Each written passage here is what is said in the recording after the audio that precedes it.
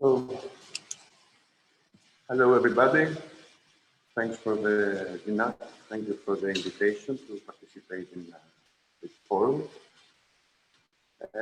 My name is Kostas. I'm Kostas Tzallilas. I live in Greece, in Chalkida.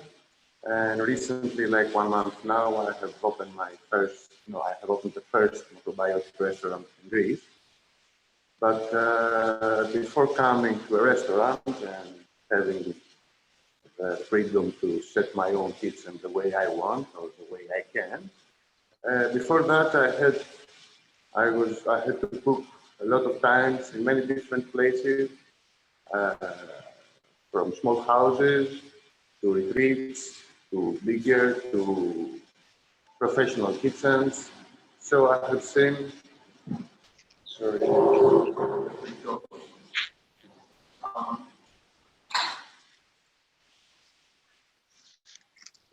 So I have seen a lot of troubles that people face when trying to convert to macrobiotics, go to macrobiotics.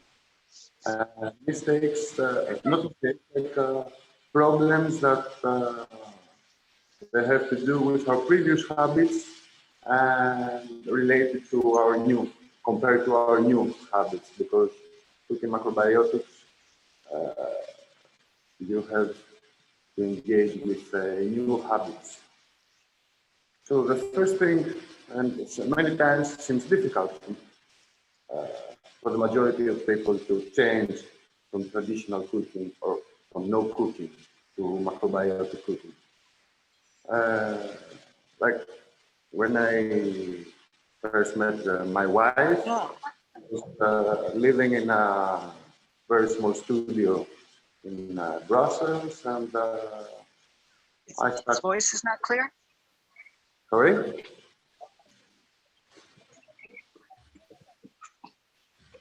Is everything okay? Kostas? Yeah. Kostas, excuse me. Apparently your voice is not clear. Can you move closer to your microphone? Should it be louder? Is that like good? Okay, I will talk louder. Is that okay? Good. So I was saying that when I traveled to Brussels to stay with my future wife, at first, her apartment had a very small, really, like about 2 square meters kitchen. I could hardly stand in there, and no space, nothing, very few pots, of course. Although it was very difficult, I managed for more than 2 weeks to cook every day different full macrobiotic dishes. I mean, not only one food in one pot, but even without space, like by creating the space where there was no space, we managed to have proper food for more than 2 weeks as I left before I leave to come back to Greece. So my first understanding is that there is no such thing as a perfect macrobiotic kitchen. And there is always a way to get the best out of every kitchen you have to cook. Of course, it's better to be able to manage and to arrange your kitchen the way you want, or even better to build your kitchen the way you want. But this is not always, very rare. This is the case, especially if you cook professionally and if you cook as a private chef, as I used to cook also. So when you have to move to many different places and many different kitchens with different equipment, you have to adjust. So today I will talk mostly about home cooking, although now I'm in a professional kitchen. Because before I come here, before I built this restaurant, like 2 months ago, I was still cooking in my house for my clients. They were growing more and more, so my home kitchen was not enough for cooking for 10 or 15 people on a daily basis.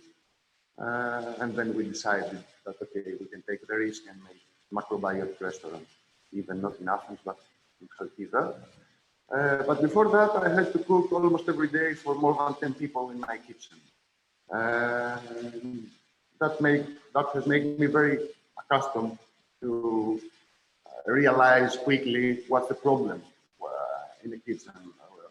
Why many times people fail or they're getting tired very easy with cooking, with macrobiotic cooking.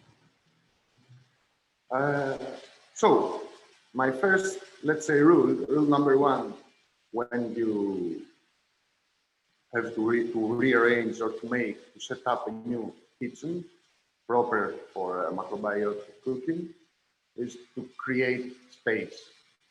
Like the first thing you have to do is to create space, to empty your workbench from all the electric devices that now you will not use anymore, like a microwave, of course, like mixers and fryers. Usually you can find a lot of electric devices in all the houses. They occupy the space you have to cut your vegetables, to arrange your bowls, to arrange your storage boxes, and because we are very accustomed to make everything easier, although all those electric devices, they are there to make our life easier and our cooking quicker. But what they really do is that they take our space, and our space is very valuable. So my first advice is not to throw them, not to give them away, but to put them somewhere that you have to stretch or to bend in order to catch them. So that will make you avoid using them.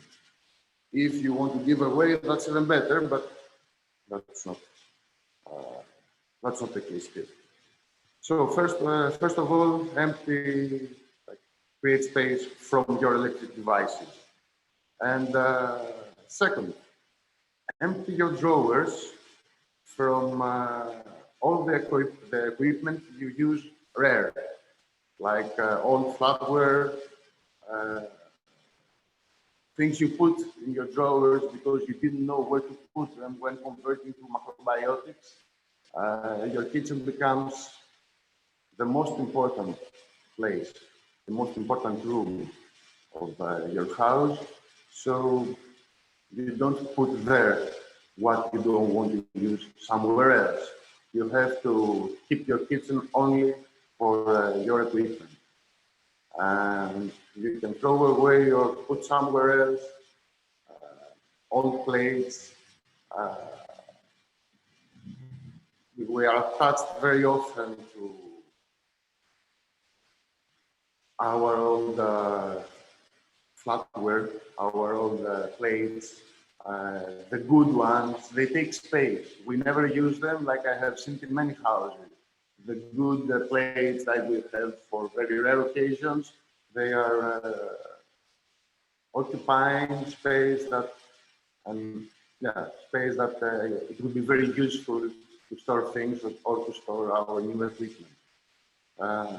So one thing is to empty them, empty the shelves and empty the drawers.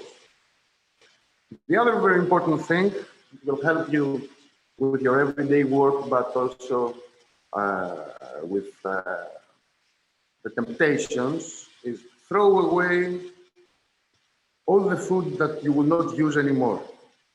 Like I have seen quite often going to cook for a family and they still had the candies and the chocolate bars and all the things, and they had a kid in their home, a child in their home. And I told them, okay, now we empty them and we put them somewhere, not in the kitchen. And the reaction is always like, oh no, why?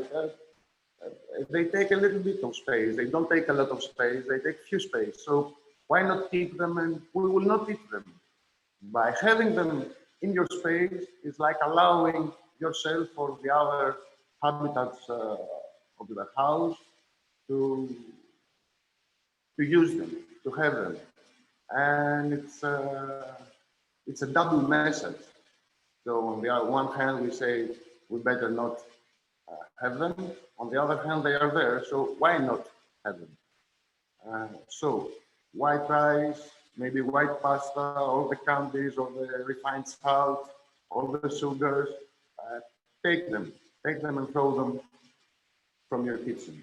I don't say throw them to the garbage. Give them to someone who is willing, uh, to have them.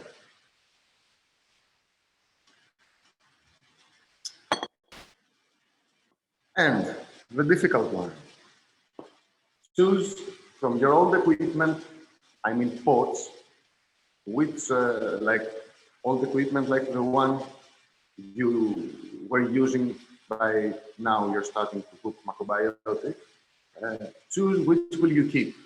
Usually we'll have a lot of big pots in our houses. Like in Greece, the traditional way of cooking is one big pot with the main food and then some salad, some cheese, some olive oils, and that's the meal. But the macrobiotic meals, as the majority of us know, uh,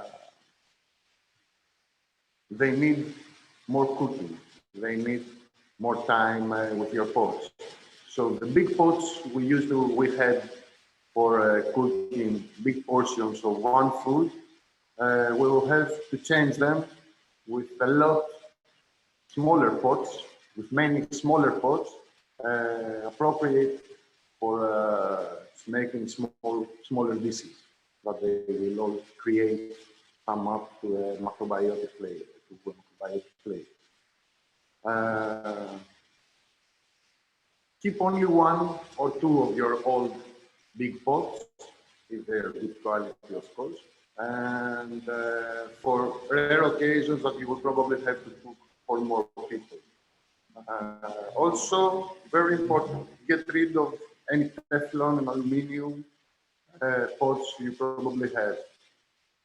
They're not good for cooking. Uh, they get burned easily.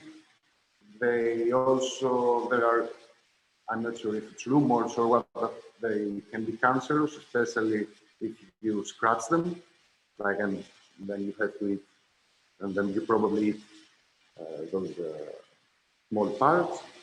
So get rid of them, and stainless steel is good. Marble is perfect. Like I have started recently cooking more in marble pots, and they are very nice and to stick. And this is how my experience says that we create space in our kitchen. And then we have to, after we created the space, and now we have a lot of drawers and a lot of shelves probably to put our new equipment, we have to find out what is our new equipment, what should be our new equipment. And of course, you know, kitchen is it's a whole industry. So there's always more equipment we can have, and more tools, and more spoons, and more, you know, for making more precise dishes. But thinking about everyday life, there are few the tools and the pots that we use. So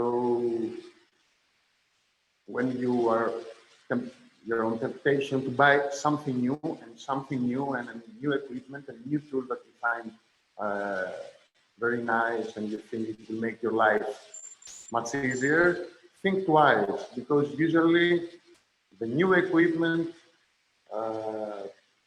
very rare is being used. So first of all, you have to choose your pots.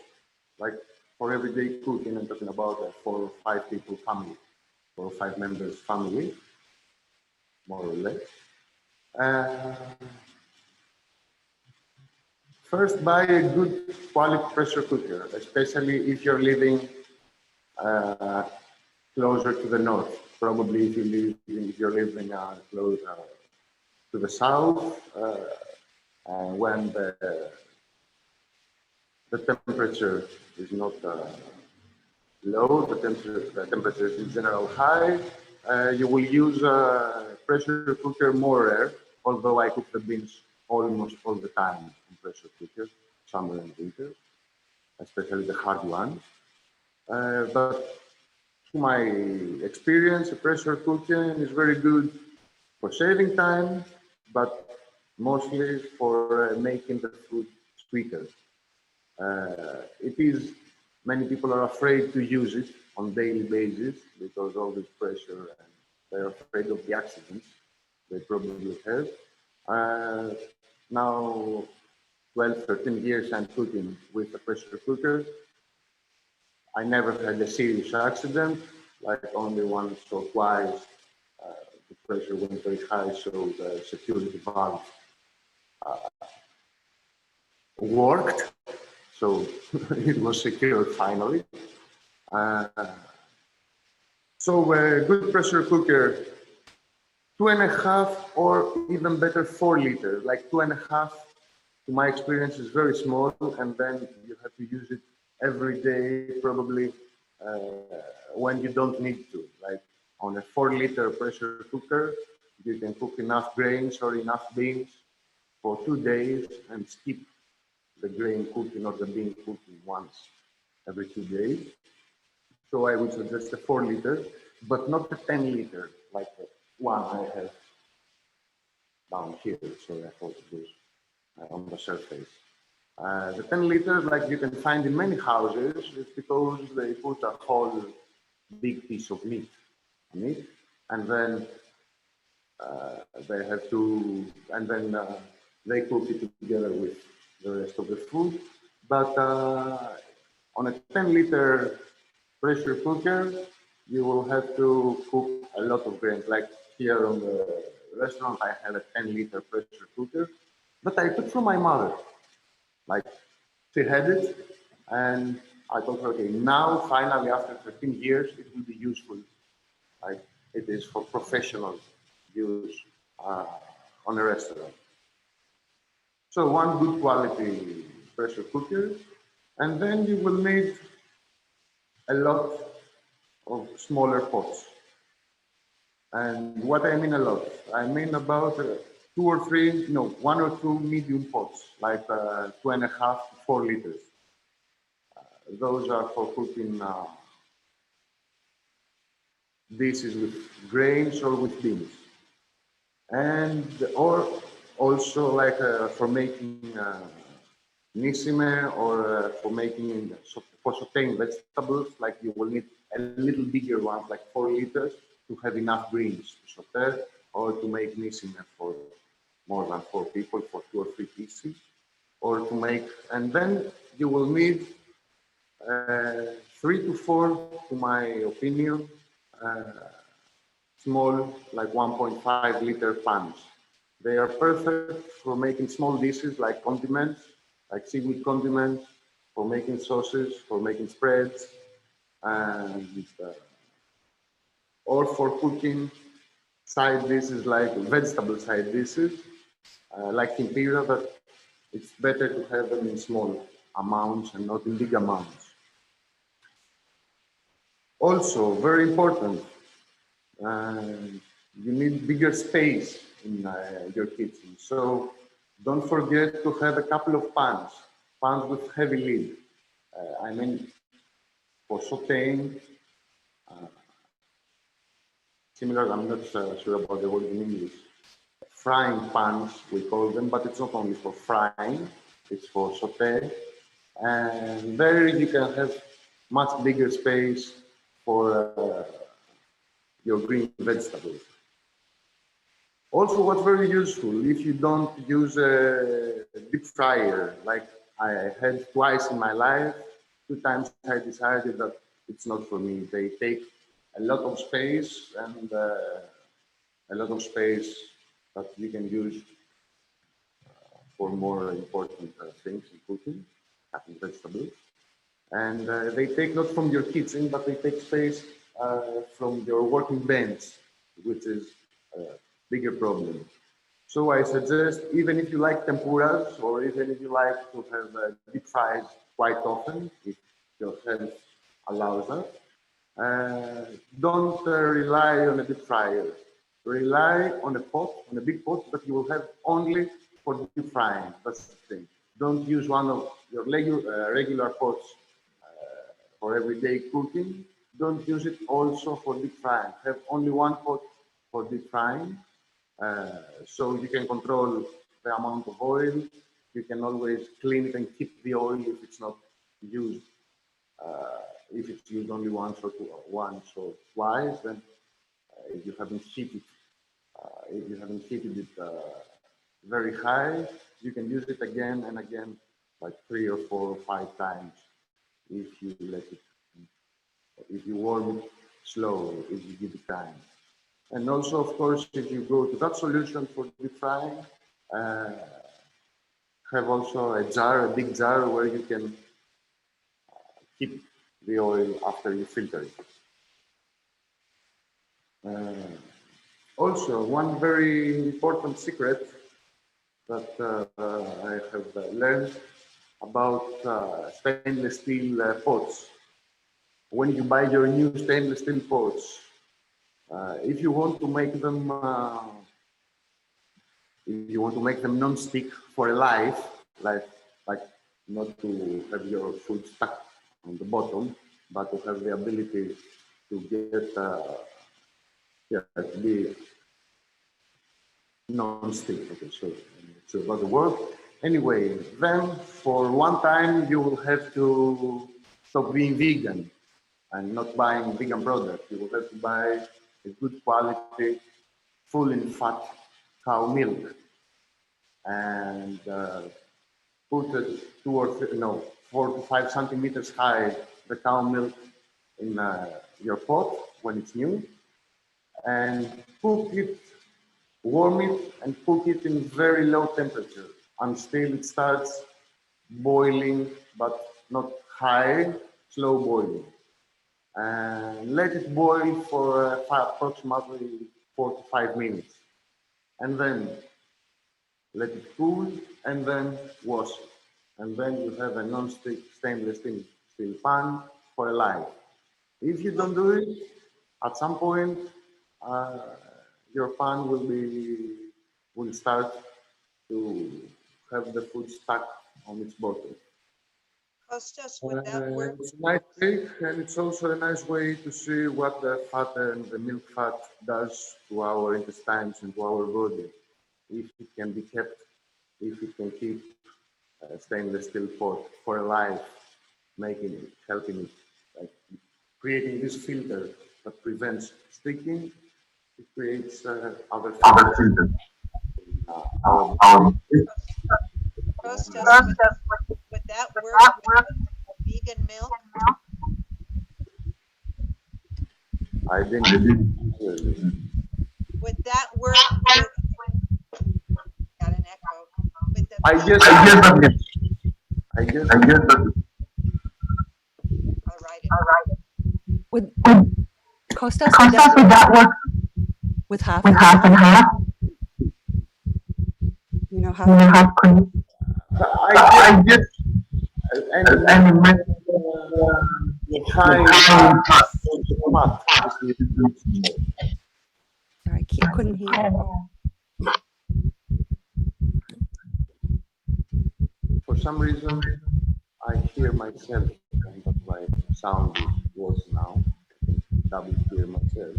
But instead of Can you mute, hot please? milk, cow milk, I guess that if you use cow milk high in fat, you will have the same results.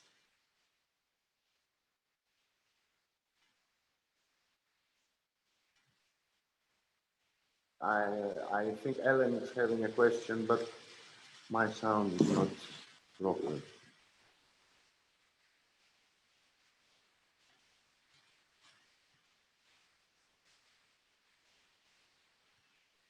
Sorry, Kostas. I couldn't hear what you said. My husband uses half and half. Can I Yeah. use that? Yes, I guess that yes, you can use. Thank you. Excellent. Thank you. And a vegan milk? Can you use a vegan milk, oat milk, rice milk, any of those? I think not. Like vegan milk, it's much less fat. And I think like to have it once in your life for a certain purpose doesn't make you less ethical or whatever. It is there. If you don't take it, someone else will. And if you take it only once, uh, think of all the good stuff you will cook in your non-sticking pot, the food you will not lose, and the economy you will make for the planet and for your pocket, of course. So I think it's no problem to use it for a certain reason. This is my opinion. I think it's a very nice tip, although it's not a macrobiotic tip. Is there, excuse me, is there any substitute for milk if we don't do milk in our kitchen due to religious reasons? Then I can't use milk. What is the substitute? Is the fat is the ingredients that cause in the non-stick? Can we use, I don't know, like any animal fat, whatever? I don't know. The truth is that I don't know. Okay. I don't know. Trying to be, to think in a way. Probably take your pots to another house when they don't have these religious conflicts, and Okay. do And the work there. But I don't know, or give them to someone of different religion. okay, if I may to ask, if I may ask another question, you said you gave an example of the beans for 2 days, prepare beans for 2 days. Is it recommended to prepare food for a couple of days and reheat it, or everything has to be cooked fresh every day? To my understanding, if you cook the grains and the beans alone without the vegetables, then you can keep them for 2 days and they don't lose anything. And of course, the first day you use half of them the way you want, like then you cook the vegetables separate and you mix them and you cook them together and you have, let's say, grains and vegetables or beans and vegetable dish. And the other half, you can keep it, you can store it and use it the other day with different vegetables or making, like for me, if they are single, alone, cooked alone, they don't lose their value. I don't. There are people and there are families that they don't have the time to cook beans every day. If you want to rely on beans and not on tofu, this is my preference. Like I prefer to have beans than tofu, but of course beans take time. So for me, it's okay to cook them every 2 days, to have them every 2 days for the house. Here in the restaurant, no, I will not do. I will make new dishes every day. But in the house, especially if there is a lack of time, this is a small cooking trick, not how to set your kitchen, but anyway, in order to save some time. Okay, we got rid of the electrical devices, we got rid of a lot of things that make our life easier, and that's not bad. That's good, like to my understanding also. But also we can make our life easier with small tricks like we don't devaluate our food. By cooking grains and beans for 2 days alone, I repeat alone, for me this is important, that's, for me that's perfectly okay. You don't lose it. So, can I move on? Let's go to knives. Knives is a tricky thing. Not everyone, especially in the West, know how to use big knives. In my house and in my family, like the house I have spent, I have seen, you can see only small knives like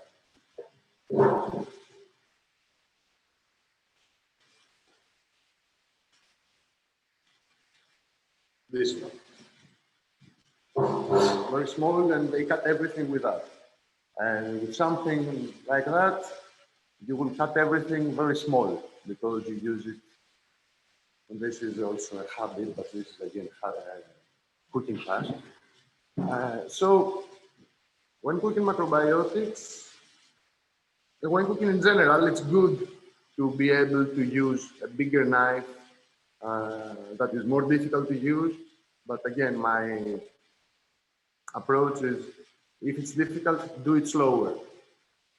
I say also to my students where I teach in Athens in school that I prefer to do it properly and slower than to do it faster with a smaller knife. Because with a small knife, you cut all the same, everything the same. With a big knife, you can cut all the sizes and all the shapes you want. Avoid the temptation to use this fantastic mixer we bought last year to cut the vegetables quicker. Like, being sensitive enough after so many years, I can understand my food when I use the mixer, like to cut the vegetables, the difference. I can feel, especially because also when we're cooking, we're always on the rush. So very rare we will use the mixer and then let the vegetables rest in order to cook them afterwards or to have them. Usually we take them from the mixer to the pot, or from the mixer to our dishes if it's salad, and then you can feel this energy. If you're sensitive enough, and if you will become sensitive very quickly when converting to macrobiotic food. I'm sorry, can I ask a question? Sorry. Oh, I have a question. Can you expand on what's the difference between using a mixer and using a small knife? Like, why wouldn't they use like a mixer or a chopper or something that makes it faster? yes, because all this energy of the mixer, like some thousands of cycles in a minute, that is transferred into the food, that is transferred into the vegetable.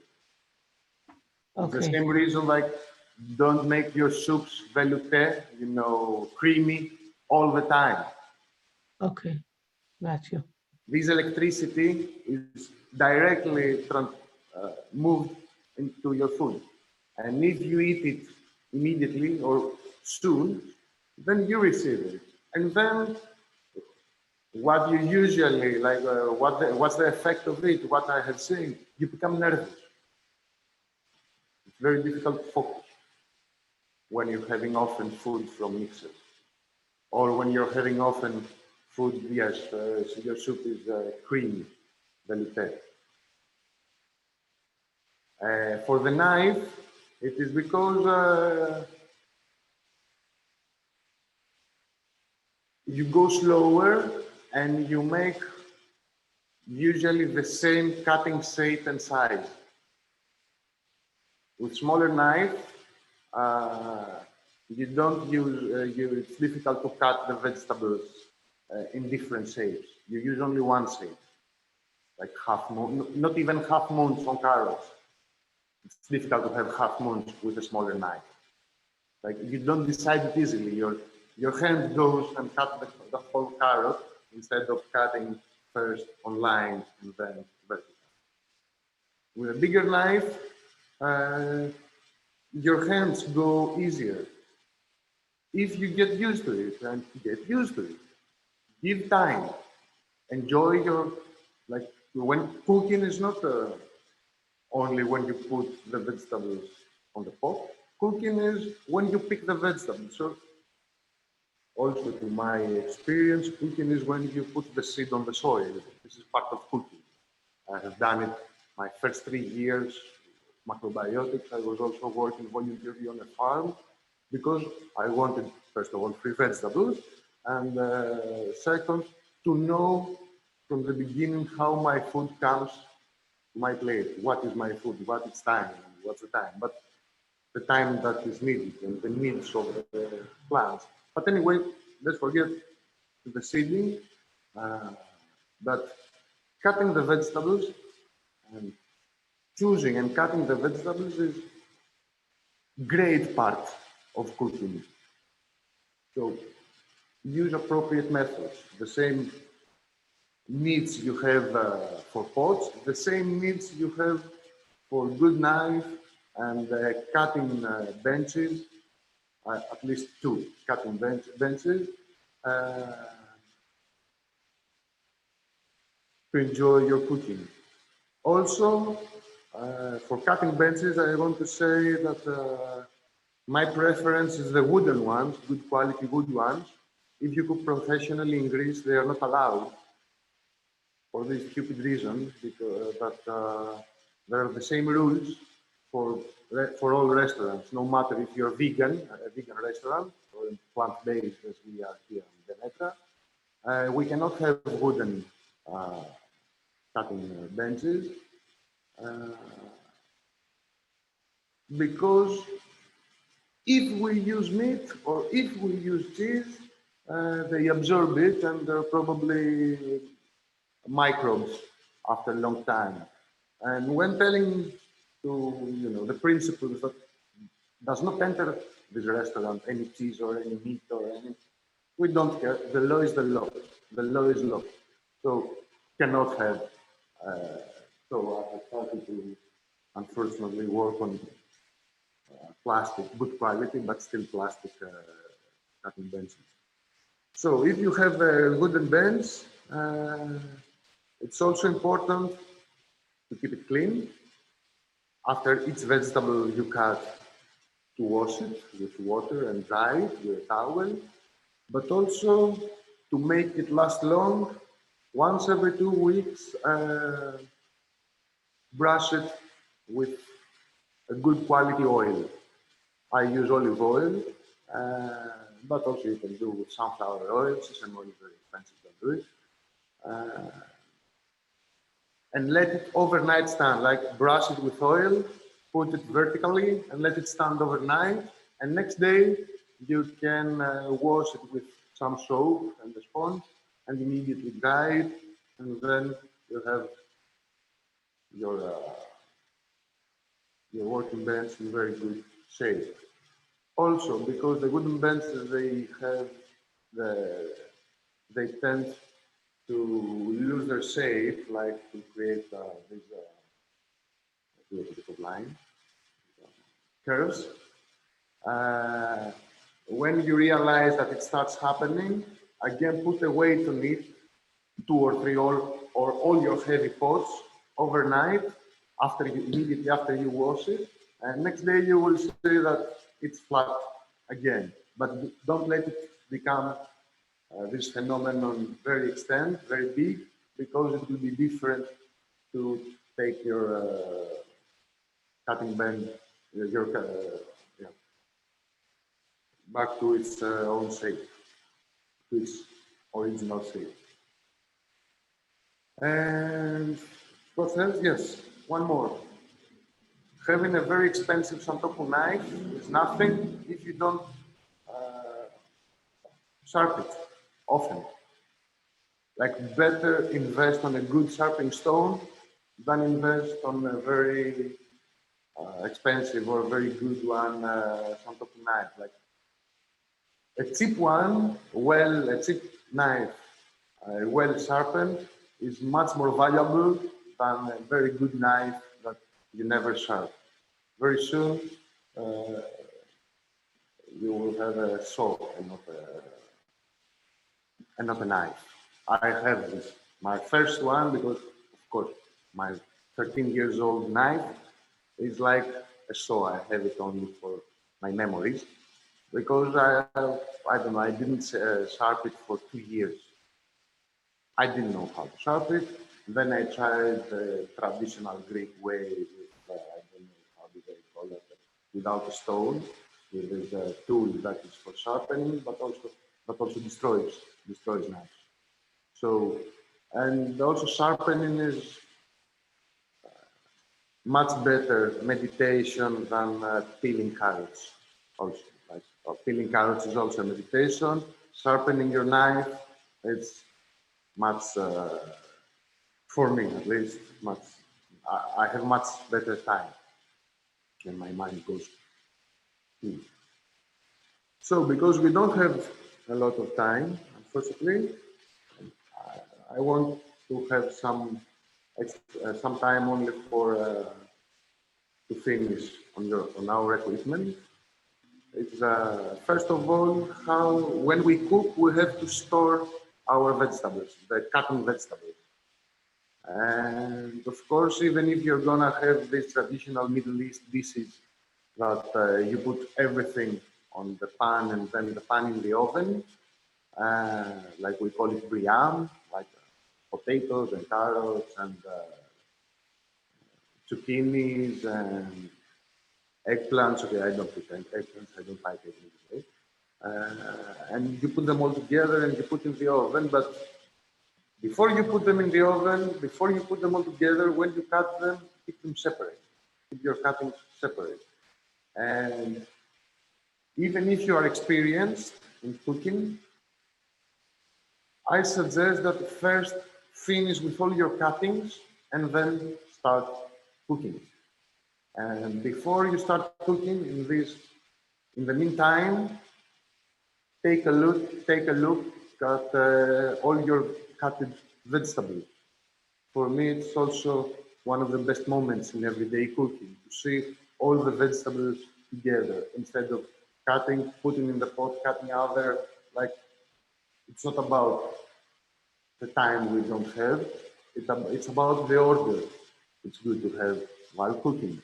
So you will need a lot or enough, 6 to 10, uh, depends on how many vegetables you use in everyday cooking. I usually use 6 to it's un- underground, ground, and leafy.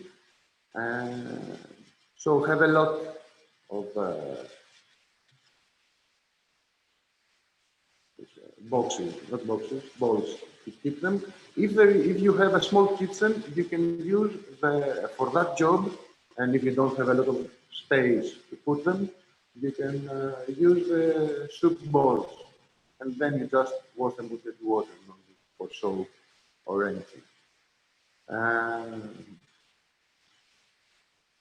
One important, not more, also important thing of equipment is where you store the food.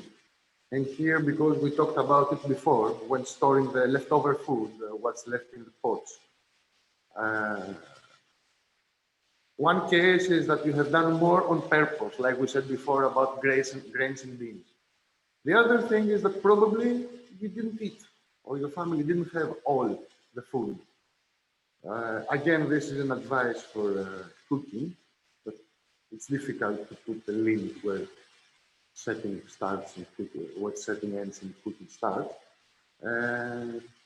What I do is I never serve the same food for a second meal in a row or later. Like whenever there are leftovers, uh, use them again. Never throw away good quality food. Use them again, but use them as new food. Put them in a salad, make a cream, make another dish, make something new that will maybe fail, but that's okay. But don't serve it the same as it was. Then, yes, the food is of less energy. If you put it on the fridge and then warm it again, it's okay. You can do it probably sometime. It's not like a big sin. But in everyday life, because it's quite often the phenomenon to have leftover food in your pot, use it differently. Keep it, store it in lids that in boxes that their lid seals very well, not to lose your quality of the food, not to lose the cheap of food. And next day use it again in another way. Uh, yeah, I think 6 to 10 is enough. Now for extra equipment, I guess that we all know suribachi or surikogi or the pressure salad special tool. I have suribachi. I use them once a month.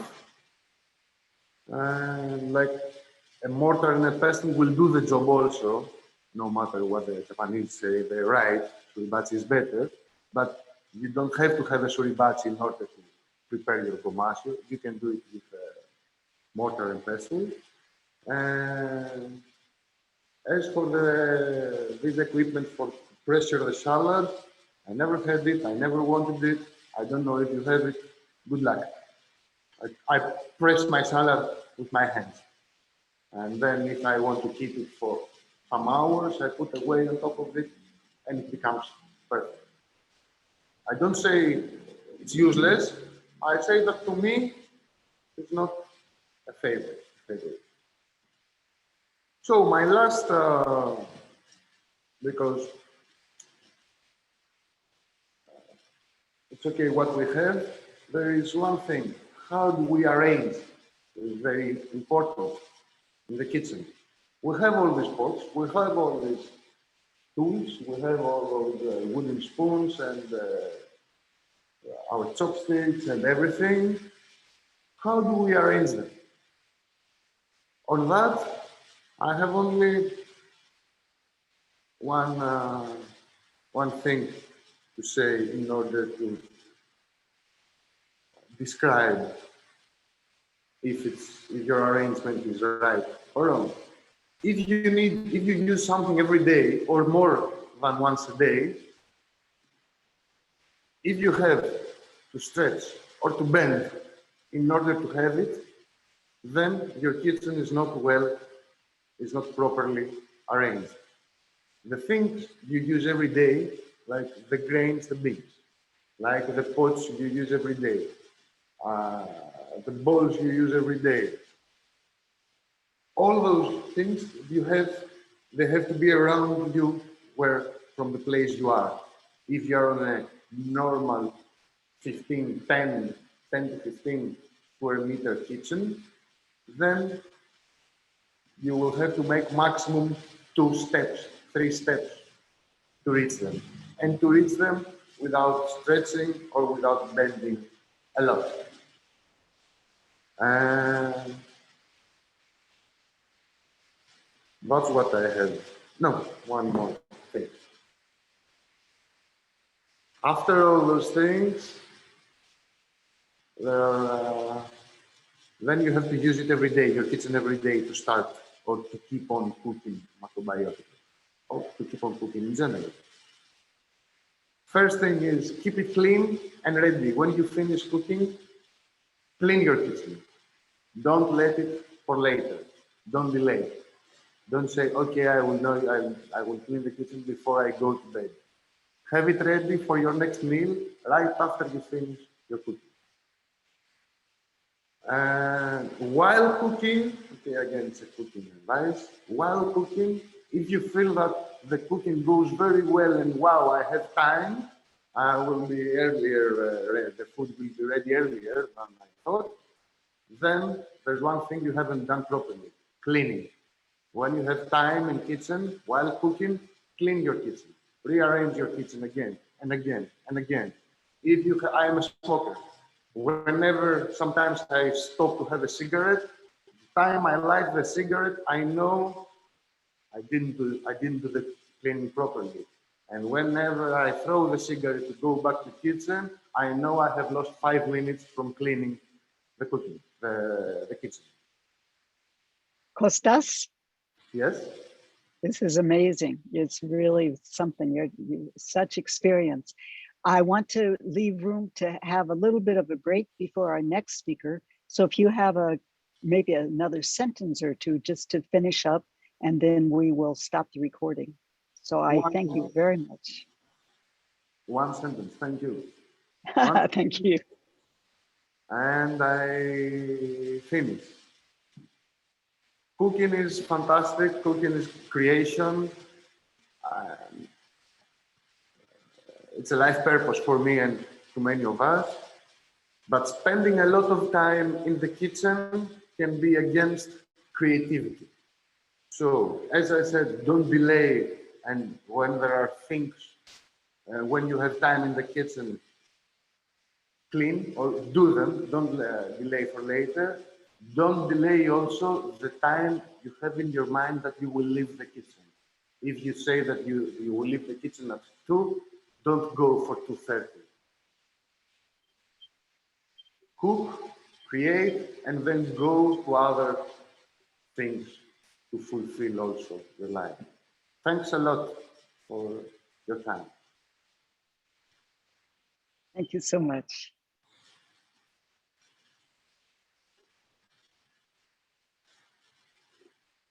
Let's see if Clara will stop the recording for us.